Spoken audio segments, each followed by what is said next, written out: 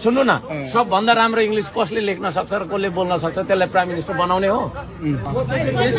देश बनाउँछु भन्नुहुन्छ होइन, देश कसरी बन्छ? देश काम गर्नु, हजुर काम गर्नु, काम गरेर मात्रै बन्छ। केले बन्छ? भन्दाले बन्छ। अब हुन्छ नि त, कामले मात्रै बन्दैन जस्तो लाग्यो। केले बन्छ?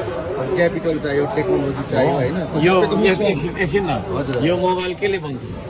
यो त अब दिमाग पनि चाहियो नि त। दिमाग भनेको के हो? दिमाग भनेको कस्तो दिमाग हो? दिमाग भनेको के हो? आइडिया पनि चाहियो होला नि त। त्यो आइडिया भनेको के हो? अब ढुङ्गा उचालेर मात्रै त फेरि भन्दाले नि, भन्दाले चाहिँ होइन मेरो विरोधीले बोल्ने शब्द बोल्यो। राम्रो सुन्नु, राम्रो सुन्नु, राम्रो सुन्नु, राम्रो सुन्नु न भन्न पाउँछ होइन। राम्रो सुन्नु है। हर्क साम्पाङले खोइ मेरो अर्को स्टिकर भएर देखाउनु। भन्नु पाउँछ अब कति मलाई चित्त नबुझेको कुरा पनि यहाँ सुन्नु न,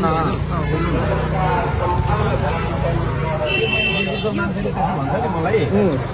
विरोधी भन्ने चाहिँ अब होइन, तपाईँलाई मेरो तर्क होइन। उत्तर दिन्छु त, तपाईँको उत्तर दिनुपर्छ भने यो मलाई मौका पनि हो क्या मिडियम भएकोले है। के छ भने नि, त्यो विरोध मेरो विरोधी गर्नेलाई टेक्नोलोजीको स्पेलिङ पनि थाहा छैन कतिलाई है।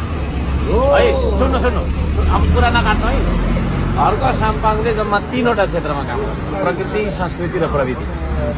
300 तपाईँको 753वटा पालिका छ नेपालमा। 753वटा पालिकामा इनोभेसन सेन्टर बनाउने धरान मात्रै।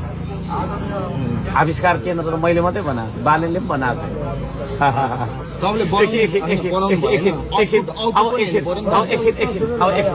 एकछिन भाइ, एकछिन ल। इनोभेसन सेन्टर बालेनले किन नबनायो भन्दाखेरि उसलाई टेक्नोलोजीको मिनिङै थाहा छैन है। सर्टिफिकेट त लियो उसले, तर उसलाई टेक्नोलोजीको मिनिङै थाहा छैन। टेक्नोलोजीको इन्हान्समेन्टमा उसले के गर्यो? अब सुन्नु, बहुभाषिक पाठशाला 753वटा पालिकामा हर्क साम्पाङले मात्रै बनायो। संस्कृतिको क्षेत्रमा हामीले मात्रै काम गर्यो। कुरा बुझ्यो नि? खालि ढुङ्गा बोकेको मात्रै कुरा गर्ने जेन्जीले। That's not the fact. That's not the fact. That's not the fact. 12 वर्ष इङ्ग्लिस पढाएको, सुन्नु न, 12 वर्ष इङ्ग्लिस पढाएको तपाईँको अनुभव पनि छ। हर्क साम्पाङ भनेको के पढे नलेखेको मान्छे हो। एउटा सुन्नु न, एउटा कमा र तपाईँको चाहिँ एउटा फुल स्टप पनि मिस्टेक नगरी इङ्ग्लिस लेख्न सक्छु। बुझ्नुभयो? मान्छेले मलाई बाँकी सम्झिने, इङ्ग्लिस बोल्नेलाई मात्रै एजुकेटर सम्झिने। आउनु न, इक्जाम लिउँ अहिले ल होइन। सबभन्दा राम्रो इङ्ग्लिस, सुन्नु न, सबभन्दा राम्रो इङ्ग्लिस कसले लेख्न सक्छ र कसले बोल्न सक्छ त्यसलाई प्राइम मिनिस्टर बनाउने हो। I'm ready.